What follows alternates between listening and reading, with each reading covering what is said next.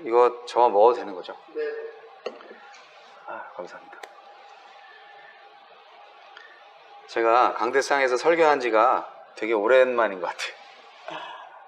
제가 미국에 있는 우리 성도들한테는 매주 유튜브 영상을 만들어서 보내드려요. 오늘도 이제 이미 올려놨고, 시간 되면은 링크를 이제 보낼 거예요. 이따가 한 저녁 때. 왜냐면 미국하고 한국하고 14시간 차이가 나기 때문에 거기는 지금 아직 밤중이에요. 아직 밤 새벽 12시 15분쯤 됐겠네요. 그래서 아직 주일 아침이 안 돼서 주일 아침이 되면은 이제 제 영상을 보내는데, 그래서 이렇게 예배당에서 강대상에서 설교를 한 지가 되게 오랜만이다 라는 생각이 들어서 좀 어색합니다. 그래서 제가 혹시 좀 실수를 좀 하더라도 용서하시고. 잠시만요.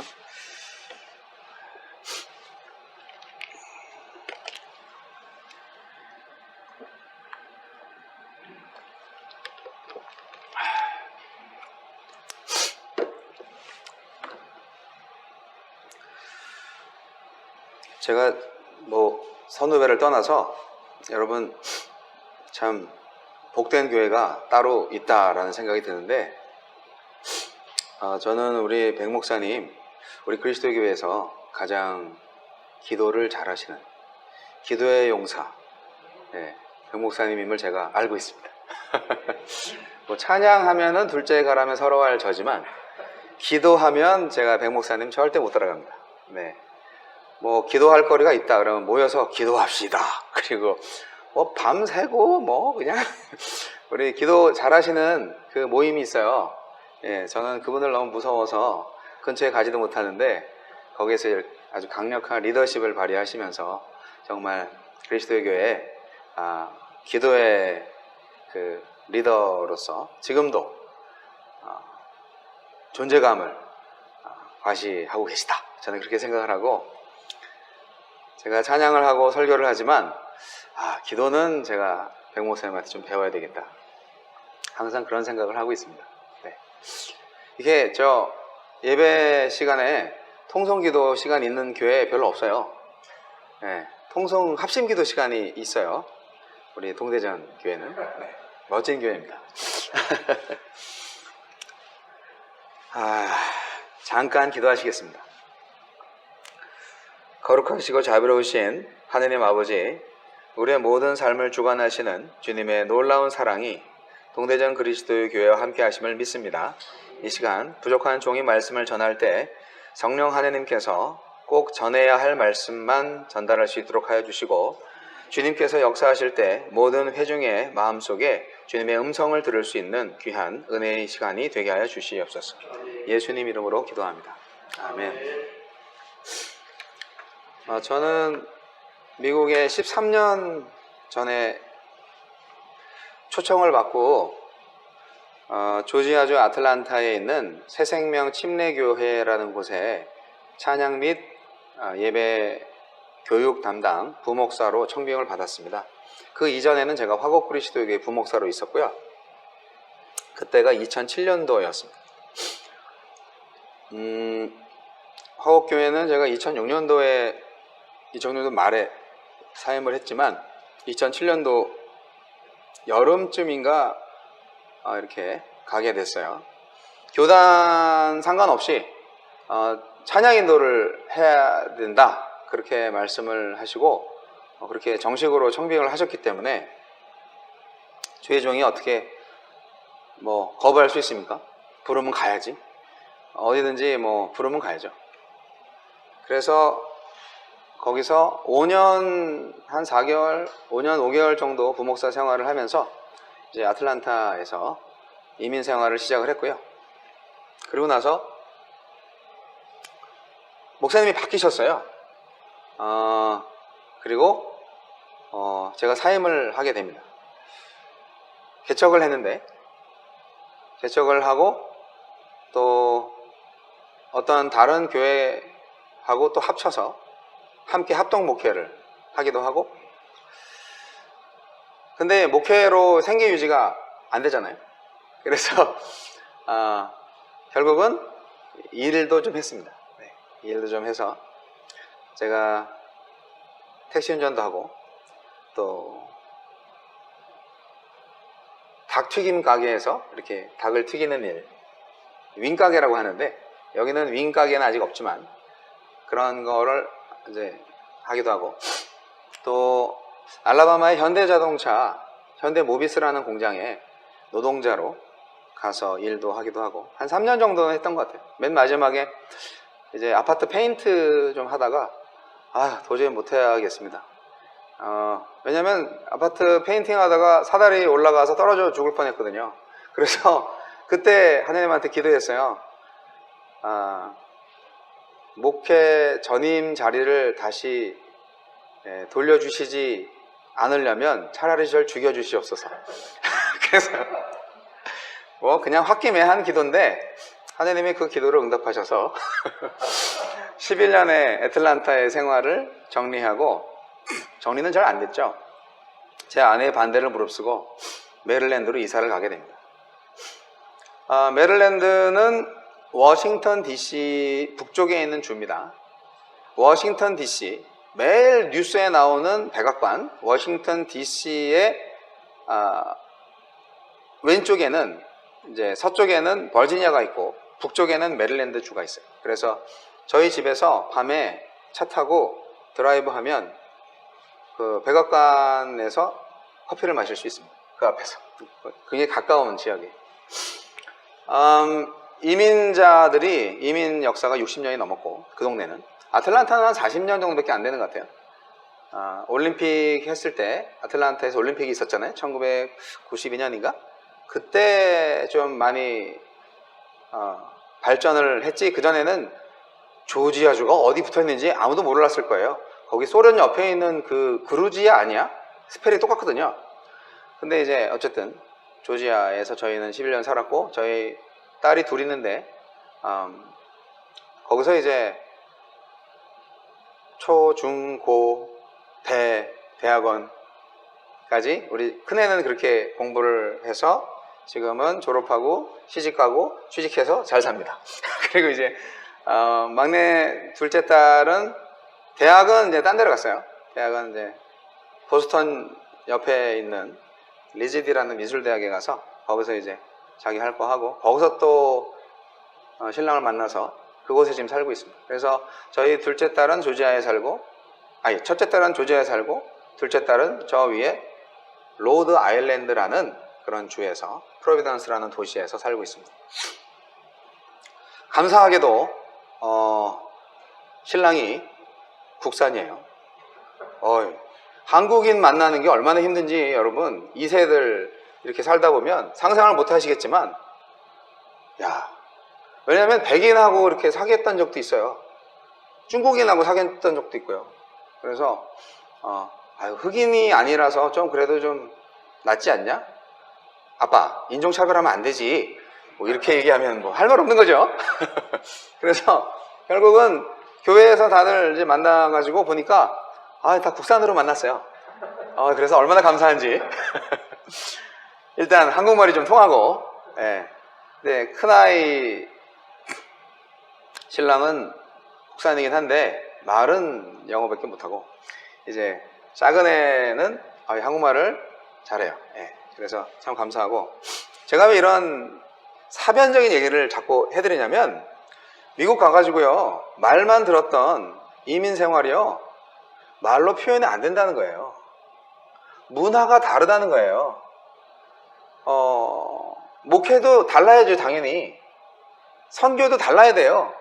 교회도 달라야 돼요. 실제로 달랐어요. 우리가 알고 있는 미국에 있는 교회들, 우리한테 선교사를 보내준 그 미국 교회들이 실제로 현재 우리 교회의 속속들이 모양새를 다 보면은 그들이 추구했던 교회랑 굉장히 거리가 먼 교회일 거라고 저는 그렇게 생각이 들어요. 미국 교회가요, 미국 사람들의 그 생활이요, 우리 한국 사람들하고 너무너무 달라요. 그게 옳다 나쁘다가 아니라 문화의 차이라는 거예요. 문화의 차이가 있기 때문에 저희 딸이 중학교 가서 표창장을 받는다고 상 받는 날이라고 오라고 그랬어요. 둘이 가서 상 받는 날에 뒤에서 앉아있는데 모든 학생들이 다 주머니에 손 찔러놓고 한 손으로 상장을 받아갖고 인사도 안 하고 가는 거예요. 이렇게. 정확하게 이러고 가는 거예요. 모든 학생들이, 거의 99% 학생들이. 그나마 동양인들은 가끔 목례 정도를 하는 거죠. 예. 근데요, 선생도 똑같아요. 선생도 한쪽에 손 집어넣고 살짝 이렇게 주고 잘했어? 이러고. 그래서 제가 기절할 것 같았는데 무슨 중학교에 이렇게 예절이 없냐. 근데 그게 이 사람들의 문화인 거죠. 예. 문화적인 이거를 내가 어떻게 넘어설 수 있을까? 이것도 사실 힘든 부분인데 하물며 거기에서 목회를 하고 선교를 하고 하는데 상당한 많은 변화를 겪었고요. 그리고 정말 새로운 패러다임이 필요하고 정말 새로운 방법과 새로운 생각, 새로운 삶으로 우리가 좀 바뀌어야 될 필요가 있다라는 생각을 했습니다. 이민생활 얘기는 뭐 끝이 없으니까 거기서 그만두고요. 오늘날에 지금 우리는 유비쿼터스 시대를 살고 있잖아요.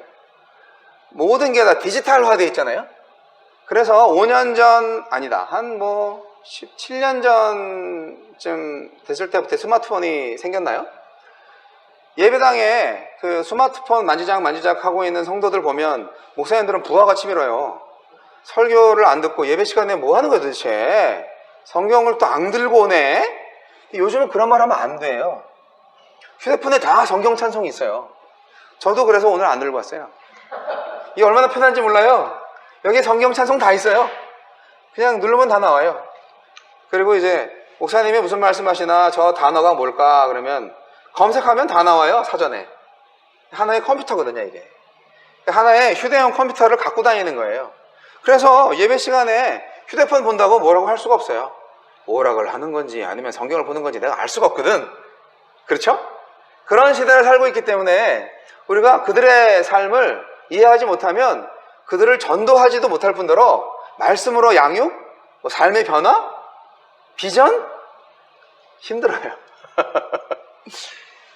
그런 차원에서 우리가 세상을 이렇게 바뀌고 있는데 복음은 바뀌지 않지만 본질적인 복음은 바뀌지 않지만 복음을 표현하고 전달하는 그런 문화적인 요소는 계속 바뀌는 것이 마땅하고 그리고 그 바뀌는 것에 대해서 우리가 적응하거나 또는 할 수만 있다면 또 선도할 수 있어야 되지 않겠냐. 옛날에는 교회가 사회의 문화 교육의 중심지였어요. 교회가 있었기 때문에 여기에서 공부를 했고 과거 옛날에 선교사님들, 옛날에 민족 지도자들 다 교회 선교사님들 통하여서 유학 가고 거기서 성경학교에서 공부하고 그래서 영어도 배우고 성경도 배우고 그렇게 해서 민족 지도자로 온 사람들 많잖아요. 교회가 그 일을 많이 했거든요. 교회 선교사님들이 병원을 지어줬잖아요. 학교 지어주고.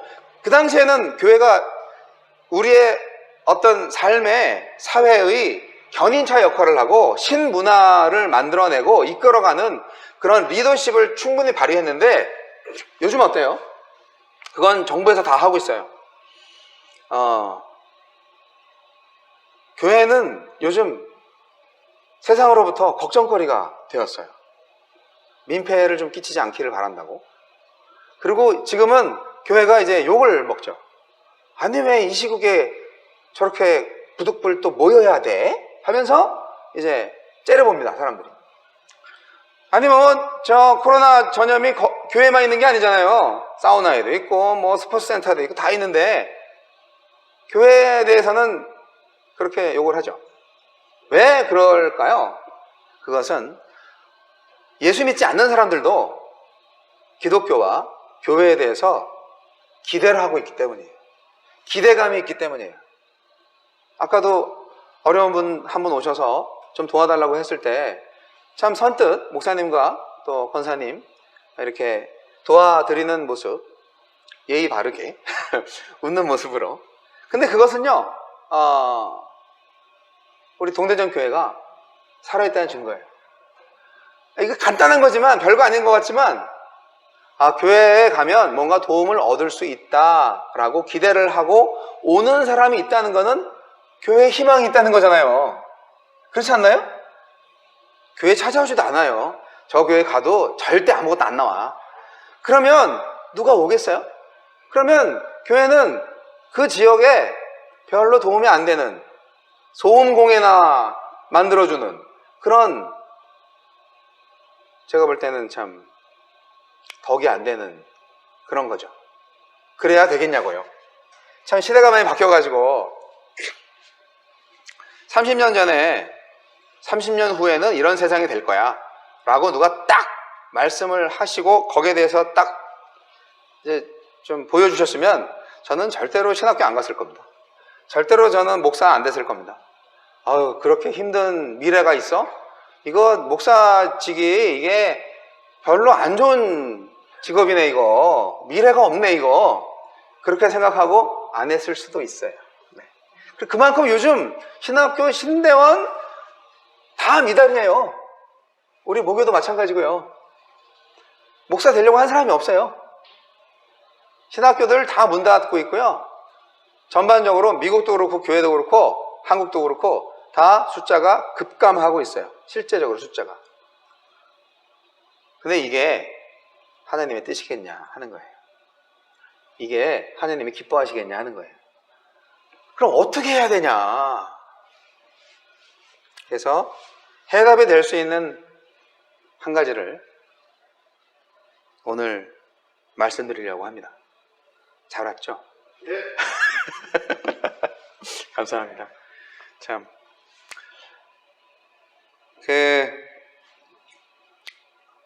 레슬리 뉴 비긴이라는 선교사님이 계셨어요. 이분이 영국의 선교사님이셨는데, 이분이 선교를 갔어요. 이분은 스코틀랜드 장로교단에 의해서 인도 선교사로 파송을 받았고요. 1974년에 가서 40년 동안 인도에서 사역을 하시고 이제 은퇴하신 거죠. 40년 동안 인도 선교사하고 그리고 이제 고국으로 돌아왔어요. 딱 고국으로 돌아와서 이제 영국 버밍햄의 셀리옥 대학이라는 곳에서 교수로 이제 후학들을 양성하는 일을 하시게 됩니다. 그런데 여기서 레슬리 뉴 비긴 교수님은 큰 문화 충격을 받게 됩니다. 제가 아까 문화 충격 얘기했잖아요. 이분은 40년 만에 자기 고향에 와가지고 엄청난 문화 충격을 받은 거예요. 왜냐하면 복음에 대해서 자기가 말을 하니까 학생들이 다 거부 반응을 보이는 거예요. 아니, 요즘 예수 믿자고 하는 저런 어벙한 게 어딨어? 이런 분위기라는 거죠, 사람들이. 요즘 무슨 신이 있다고 정말 믿는 거야? 뭐 이렇게 얘기하는 분위기가 대학에 엄청난 거예요. 그러니까 한때 청교도 국가잖아요, 영국은. 지금 영국의 종교는 뭔지 아세요?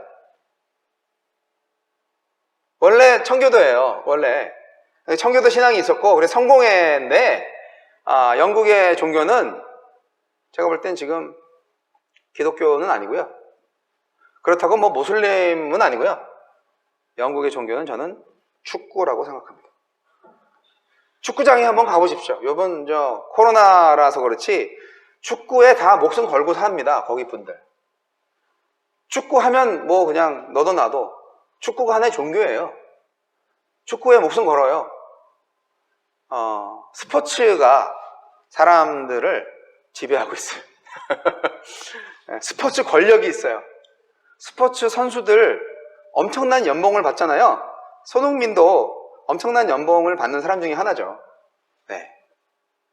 만약에 교회 목사가 그 정도 연봉 받는다고 그러면은 아마 다들 기절할 겁니다. 하지만 축구 선수가 그 정도 연봉 몇 천억 받는다고 하면 당연하다고 생각하고 대단하다고 생각하잖아요. 축구 열심히 하면 구원받습니까? 하나님께서 축구를 통하여서는 할 수 있지만 축구 자체가 구원을 주는 건 아니잖아요. 뭐 냉철하게 생각하면 그렇다는 거죠. 그런데 그분은 몇 천억을 받아도 욕을 안 먹고, 목사님들은 뭐 1억 원 이상 된다 그러면 다 욕하고 난리가 납니다. 그런 거를 볼 때, 사물을 바라보는 우리들의 시각과 사람을 바라보는 우리들의 시각이 그렇게 객관적이지 않고 다 주관적으로 하는구나 라는 생각이 듭니다. 누구는 태어나서 그렇게 많은 돈을 벌어도 되고, 누구는 그러지 않아도 행복해야 되는 그런 상황이라면 하나님이 그런 세상을 기뻐하셨겠는가 생각해 볼 때, 결국 현대 문명 사회 속에서 인간들이 만들어낸 다양한 권력과 그리고 만문주의로 가는 돈이 최고, 또는 뭐 사람들 이렇게 인정받는 거, 돈과 권력과 쾌락, 이런 것들이 가장 사람들이 추구하고자 하게끔 만드는 그러한 이 세상 권세 잡은 자들의 나라이기 때문에 그렇게 살고 있다는 것이죠. 우리는 그러한 사회에서, 그러한 나라에서 하나님의 나라를 선포하고 있는 그리스도의 교회입니다. 그런 차원에서 우리의 적이 누구인지 똑바로 알아야 된다는 것이죠. 그리고 그들을 건질 수 있으려면 우리가 어떤 무기를 가지고 어떤 마음과 자세로 터치를 할 수 있어야 되는지 알아야 된다는 것이죠. 또 한 가지는, 나는 혹시 오염되지 않았나? 나는 세속적인 생각으로 교회를 열심히 다니고 신앙생활 열심히 하고 입으로는 하나님 나라를 만들어 간다고 하지만 실제로는 세속적인 하나님의 이름을 이용해서 세상적인 성공을 추구하는 사람은 아닌가? 라는 것을 또 돌이켜 봐야죠. 하여간 이 뉴비긴 목사님이 발견한 고향 영국은 그야말로 자기가 40년 동안 사역했던 인도 이상으로 선교지가 되어버리고 말았다는 거예요. 예수 믿는 사람이 아무도 없어. 그게 우리나라에도 똑같이 일어나고 있습니다. 그렇지 않습니까? 교회가 다 문을 닫고 교회 건물들 경매에 나온 거 많고요. 교인 숫자는 자꾸 줄어들고 있고요. 수평 이동만 많지 믿지 않는 자가 새로 믿는 일이 거의 없잖아요. 불쾌한 말일 수도 있지만 정확하게 한번 냉철하게 판단해 보자고요. 우리가 지난 3년 동안 우리 교회에서 예수 안 믿다가 예수 믿어서 세례받은 사람이 몇 명이나 될까요? 거의 없을 겁니다. 제가 미국 아틀란타에서 부흥하는 교회는 부흥합니다.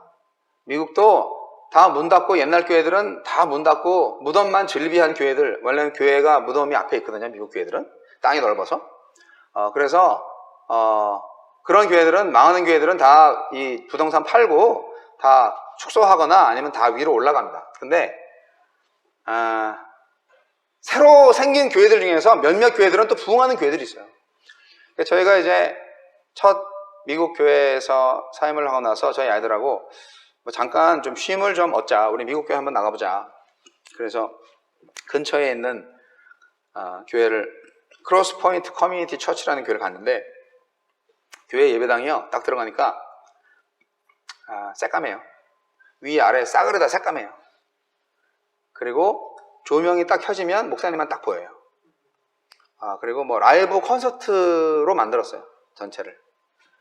그리고 제가 그 예배를 1년 동안 드렸는데 매 예배 때마다 저는 감동의 눈물을 흘리지 않을 수 없었어요. 매 주일마다 침례를 주는 거야. 거기는 침례교회거든요. 침례탕이 있는데 투명하게 만들어놨어요. 매 주일마다, 거의 매 주일마다 5명, 10명, 뭐 1명, 매 주일마다 침례를 주는 거야. 교회가 살아있다. 저는 미국에서 볼 때 찬양이 살아있는 교회, 그리고 이제 모던 워십이라고 하죠. 현대 예배 스타일로 이렇게 하는 교회, 말씀과 찬양이 정말 살아있는 교회, 부흥의 모습을 봤어요. 결코 교회가 다 망하는 건 아니다. 그래서 저런 교회를 좀 배워야 되겠다 생각을 했는데, 저는 그거를 지금 뛰어넘는 말씀을 드리고자 합니다. 그거는 여하튼 사람들이 교회에 와서 또 이벤트를 잘 경험하고 그런 분위기가 좋고 그런 과정 속에서 하나님을 믿게 되는 과정인 것이지 결국은 프로그램이고 시스템이거든요. 저는 그것 이전에 우리는 가정교회를 먼저 회복해야 된다라고 생각해요. 그것을 알게 해주는 성경 구절이 오늘 말씀인데요. 하나님께서 예수님을 이 세상에 보내셨어요. 지금 요한복음 17장은요, 예수님이 십자가 달리기 직전에 기도한 내용이에요. 예수님의 이 기도가 자신이 사역을 하고 나서 정말 다 이루어지기를 바라는 기도 내용이잖아요. 근데 거기에 보면은 고백을 하시잖아요, 예수님이. 아버지께서 나를 세상에 보내신 것 같이 나도 그들을 세상에 보내었고 나는 세상에서 제자들을 택해서 그들을 또 세상에 보냈어요. 이게 정상적인 프로세스입니다. 그리고 그들을 위해서 내가 나를 거룩하게 하오니 이는 그들도 진리로 거룩함을 얻게 하려 함이니이다. 자, 그리고 내가 비옵는 것은 계속 기도하시죠. 이 사람들만 위함이 아니요 그들의 말로 말미암아 나를 믿는 사람들도 위함이니. 그러니까 제자들을 통하여서 여하튼 계속 예수 하나님의 아들을 믿게끔 하고자 하는 의도가 있는 거죠. 그리고 아버지요, 아버지께서 내 안에 내가 아버지 안에 있는 것 같이 그들도 다 하나가 되어 우리 안에 있게 하사 세상으로 아버지께서 나를 보내신 것을 믿게 하옵소서. 이 말씀이 뭘까요? 이 말씀이 굉장히 중요한 말씀입니다. 아버지가 내 안에, 내가 아버지 안에 있대요. 지금 2위 1체가 되고 계시죠. 아버지와 아들이 하나예요. 근데 그것과 같이 그들도 하나가 되게 하려 한다고요. 우리는 주 안에 하나입니다. 그런데 하나이냐고요, 정말? 하나이냐고요. 아버지의 마음을 아들이 알고 아들의 마음을 아버지가 아는 것처럼 우리 성도님들이 각자 서로의 마음을 잘 아냐고요. 그렇진 않다는 거죠. 그냥 교회 예배당에서 모여있는 사람들의 집단이라면 불가능합니다. 그러나 우리가 가족이라면 가능하죠. 이미 동대전 교회는 오랜 시간 동안 가족교회로서 충분한 노하우를 가지고 계십니다. 제가 볼 때는 지금 너무 좋아요. 그러나 한 걸음 더 나아간다면 조금 가족의 숫자를 늘려가야 될 필요가 있어요. 그러니까 중요한 것은 우리 교회인 숫자 늘려가지고 이렇게 교회 재정이 좋아지고 또 우리 교회인 헌금이 많아지면은 사례비도 많이 드릴 수 있고 교회 건물도 멋있게 더 지을 수 있고 이런 생각을 하는 경영학적 접근이 아니라 가족을 늘린다는 거죠. 가족을. 믿음의 가족. 예배당에서 안 늘리셔도 돼요. 여러분 가정에서 금요일날 교회에서 이렇게 프로그램 하실 수 있잖아요. 그냥 가정에서 옆에 집이나 아니면은 동네에 조금 못돼 먹은 사람이라든지 그런 분을 초청을 하세요. 이제 어르신 저희 집에 한번 오셔서 식사 한번 하시죠. 왜? 맛있는 거 했는데요.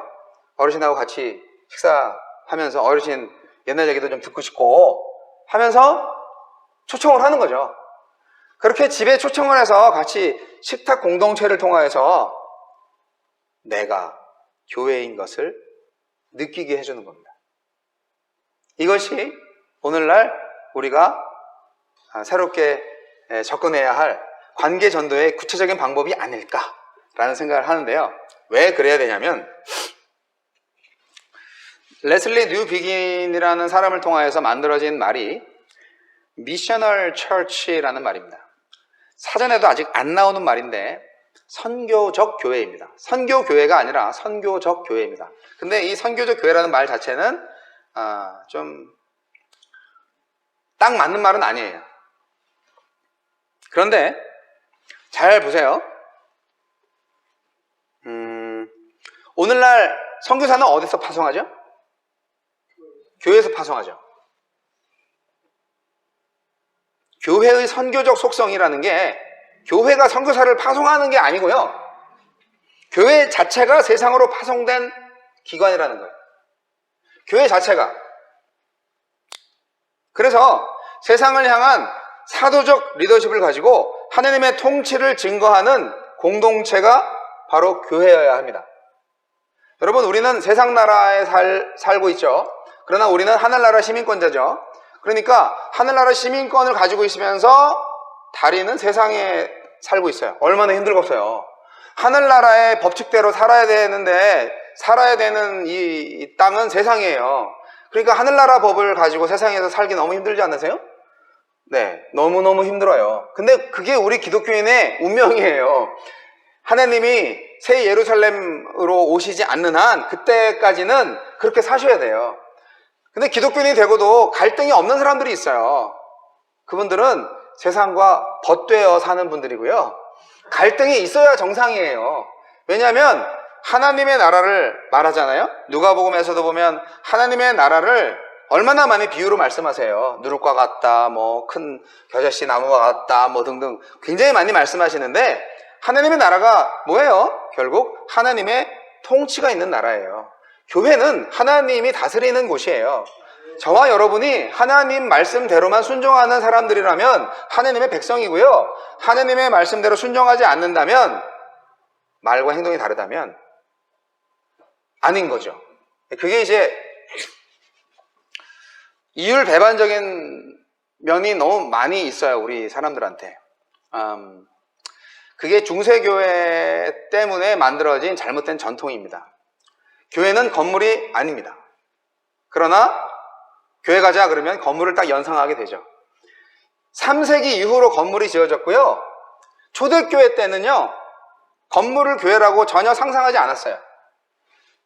그냥 에클레시아라고 말하는 것은 모임이에요. 사람들의 모임이라고요. 모임 단체를 말하는 거예요. 그게 교회예요. 근데 이제 3세기 이후로 이제 교회가 예배당으로 바뀌었죠. 그래서 초대교회를 한번 다시 보면 우리 그리스도교회가 항상 말하는 게 신약교회로 돌아가자, back to the Bible 하잖아요.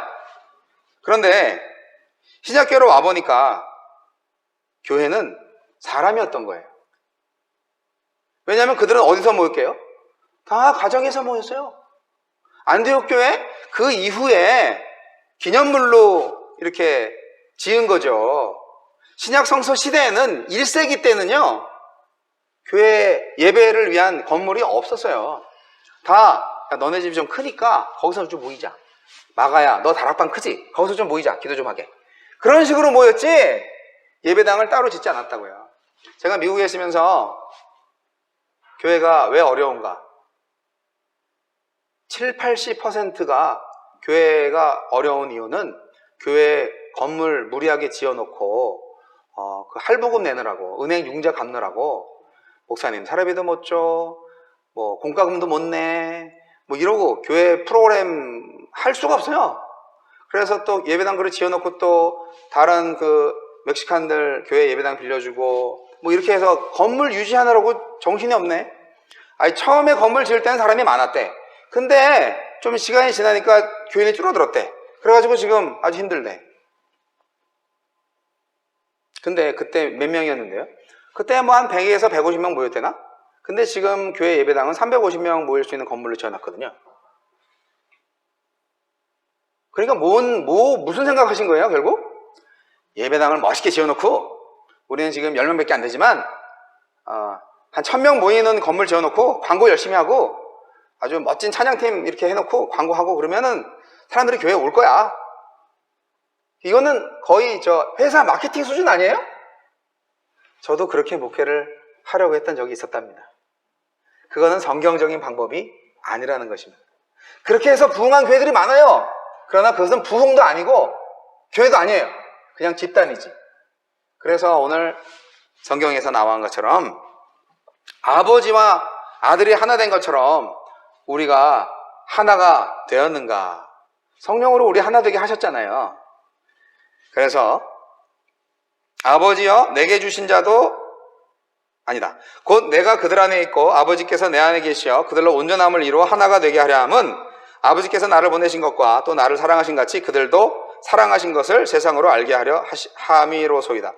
이 예수님의 기도가 동대전 교회에 이루어지기를 축원합니다. 아버지께서 예수님 안에 계시기 때문에, 그러니까 예수님이 우리 안에 있어요. 자, 성경 말씀 23절 정확히 보세요.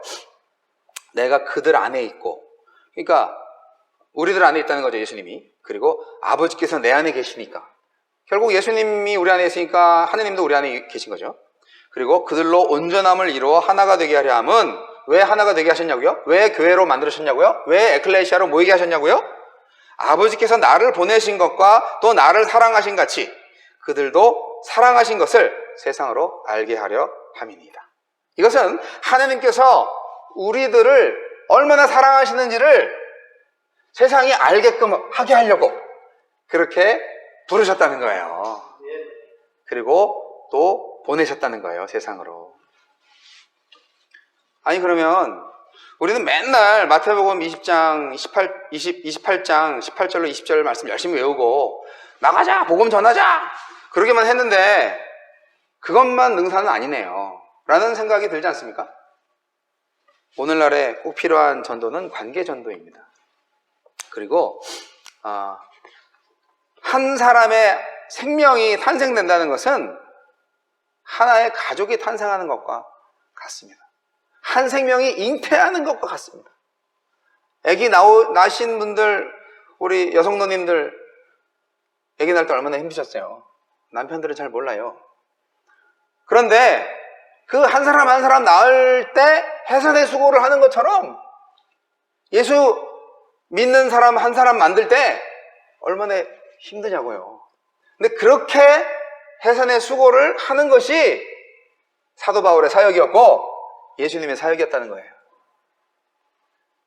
그러니까 저희가 우리 백 목사님이나 저나 신학 공부할 때는 다 성장지향주의, 교회 성장학 교수들이 아주 인기가 많았을 때였어요. 뭐 세계 7대 교회가 다 우리나라에 있었기 때문에 그래서 와, 어떻게 저럴 수가 있지? 나도 한번 저런 대형교회 목사 한번 돼봐야지. 부흥을 주소서 하면서 얼마나 부르짖었는지. 그런데 진짜 부흥이 뭐냐? 결국 회복과 사랑이고 하나님의 나라를 만드는 것인데 그것은 숫자와 관계없다는 것이죠. 그 숫자를 생각하게 만드는 것이 결국 세속적 철학이었다는 거죠. 우리는 다 마귀한테 속은 거예요. 다시 성경을 보셔서 여러분, 우리가 얼마나 하나님으로부터 사랑을 받고 있는지 세상 사람들이 알게 해드리세요. 그리고 우리가 진정 하나님의 사랑 안에 거하고 있고 한 걸음 더 나아가서 우리가 하나님의 사랑을 드러내는 하나님의 자녀들이다 라는 것을 세상 사람들이 알게 해주세요. 그러면 여기 이제 가족이 늘어나요. 여기가 아니라 여러분 가정에서부터 먼저 늘어나셔야죠. 그 선교적 교회 얘기가 30년 전부터 나와가지고 이것이 어떤 신학적 체계를 가지고 있느냐 했을 때 하나님의 선교라는 그 영어로는 샌딩 가시고 이게 미시오 데이라는 라틴어로 나오는 하나님의 선교, 이건 신학적 주제지만 제가 여러분한테 오늘 이제 시간도 거의 다 됐고 그래서 이제 뭐 엉망으로 지금 앞에 뒤에 다 없이 그냥 말씀드린 건데요. 한두 가지만 기억을 하셨으면 좋겠습니다. 자, 따라해 보세요. 내가 교회입니다. 내가 교회입니다. 당신이 교회입니다. 당신이 교회입니다. 당신 할 때는 다른 사람 봐야죠. 그리고 우리가 교회입니다. 우리가 교회입니다. 사람이 교회라는 것을 인식하시고 여러분이 움직이는 교회라는 것을 아시기 바랍니다. 네. 제가 노래도 지었어요. 악보는 없는데 뭐 찬양한 지 얼마 많이 돼서 한번 간단한 노래니까 한번 따라해 보시겠어요? 내가 교회입니다. 당신이 교회입니다. 우리가 바로 교회입니다. 같이 해볼게요. 내가 교회입니다. 내가 다시 시작. 내가 교회입니다. 당신이 교회입니다. 시작. 당신이 교회입니다. 우리가 바로 교회입니다. 처음부터 다시. 내가 교회입니다. 당신이 교회입니다. 우리가 바로 교회입니다. 아멘. 여러분, 오늘 선교적 교회에 대해서 말씀드리고 있는데요. 여러분, 선교는 교회의 한 활동이 아닙니다. 교회는 그냥 선교적인 존재예요. 교회가 건물이 아니고 우리라고요, 우리. 나는 선교적 존재예요. 아버지 하나님으로부터 파송받은 예수님으로부터 부름받았다가 구원받고 파송받은 세상으로 보내진 교회입니다. 내가 교회입니다. 예, 이 부분 여러분 잘 생각을 하셔서 내가 교회이기 때문에 교회는 다른 것 다 필요 없고 하나님의 주권, 하나님의 통치를 그대로 따르는 삶을 하면 되겠습니다. 삶이 예배가 되고 예배가 삶이 되는 세상입니다. 여러분, 코로나 때문에 우리가 그리스도인이라는 것을 교회에 다니고 주일날 예배를 참석한다는 것으로 크리스찬이라고 증명할 수 있는 시대는 이젠 지났어요. 오늘날 크리스찬이라고 증명할 수 있는 것은 우리의 삶이 우리의 선한 이웃의 삶을 보여주지 않는 이상은 절대로 그리스도인이라고 증명을 할 수가 없어요. 그렇잖아요. 그렇기 때문에 진짜 오늘날 참 신자를 볼 수 있는 아주 좋은 때를 만나신 겁니다, 여러분. 그래서 우리가 여러분이 가는 곳, 여러분이 말하는 곳에, 여러분이 생각하고 여러분이 일하는 곳에 하나님의 통치가 이루어지기를 소원합니다. 정직하고 성실하며 공의와 사랑이 성취되는 바로 그곳이 교회이고 천국이고 하나님의 나라예요. 여기는 예배센터예요. 교육센터예요. 이곳에서 여러분 마음껏 찬양하고 좋아요. 하지만 그것만은 좀 부족하지 않나. 할 수만 있다면 여러분 많은 교회들이 계속 망하고는 있지만 그래도 시도는 많이 하더라고요. 교회 카페 같은 거 많이 만들어가지고 언제든지 와서 함께 얘기하고 이렇게 교제할 수 있고. 근데 커피 맛이 좋아야 옵니다. 경영을 잘해야 하셔야 됩니다. 여하튼 그러면서 여러분 그 사회에 꼭 필요한 존재가 되어야 되는 거예요. 저 사람 일 잘해. 한 가지 얘기만 하고 제가 설교 마칠게요. 제가 알라바마의 그 현대모비스에 이제 자재과장으로 갔는데 용역이기 때문에 말만 자재과장이지 그 오디오 플랜트 카스테레오를 정리하는 바로 거기에서 물류센터에서 일하는 사람이었는데 저의 전임자가 일을 너무 못해가지고 잘렸다고. 그래서 저를 이제 하이어한 거예요. 근데 그분도 목사님이셨대요.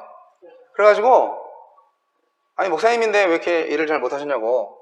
그분은 책상에 앉아서 성격책 보신대, 직장에서. 그리고 또 가보면 졸고 계시대. 그리고 또 가보면 저 멕시칸 여자 직원들한테 자꾸 찝쩍거린대. 왜 그러세요? 목사님 그럴 리가 없잖아요.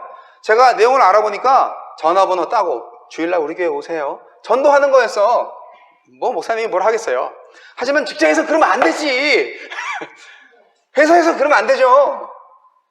회사에서 일하라고 월급 주는데 거기서 왜 성역책 보고 주무시고 그렇게 자기의 일을 하시냐고요. 회사 매니저가 볼 때는 안 될 일이에요.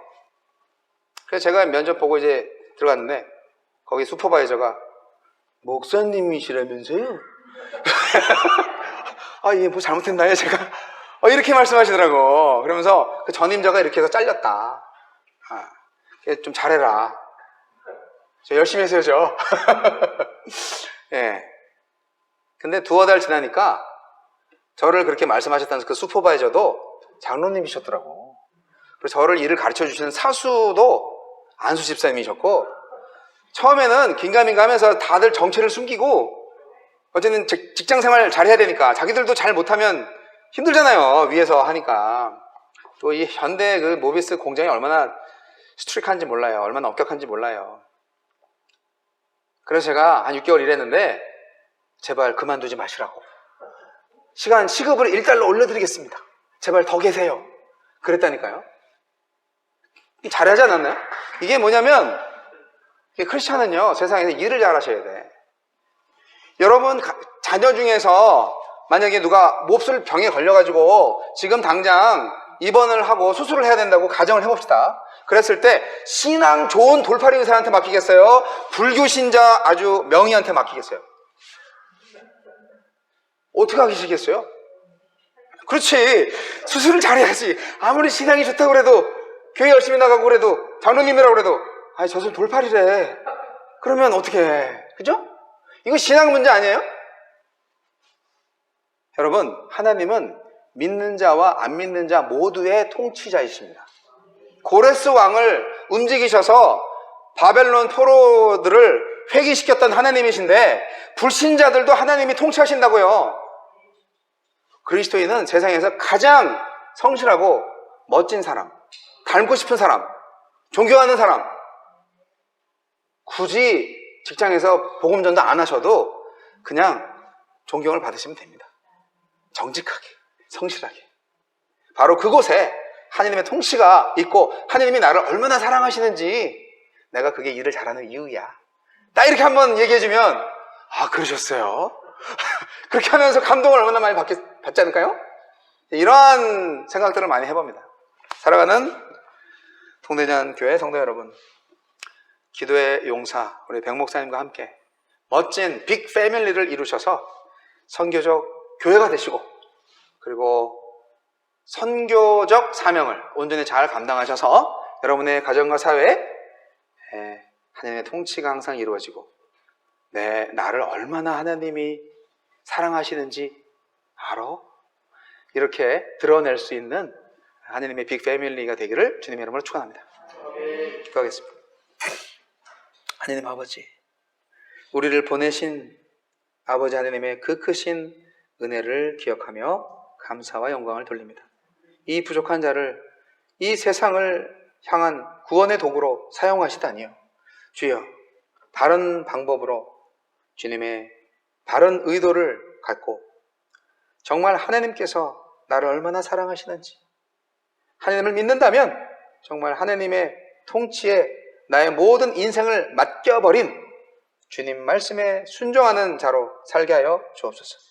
삶이 예배가 되고 예배가 삶이 되게 하여 주옵소서. 예수님 이름으로 기도합니다.